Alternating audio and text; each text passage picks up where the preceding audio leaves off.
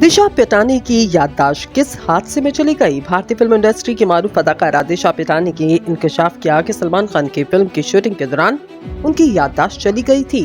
भारतीय वेबसाइट को दिए गए एक इंटरव्यू में 31 साल अदाकारा ने इंकशाफ किया कि 2019 में सलमान खान की रिलीज होने वाली फिल्म भारत की शूटिंग के दौरान सर के बल गिरने की वजह से वो अपनी याददाश्त खो बैठी थी। उन्होंने कहा कि इस हादसे के नतीजे में इनके सर पर चोट आई और उनकी याददाश्त चली गई।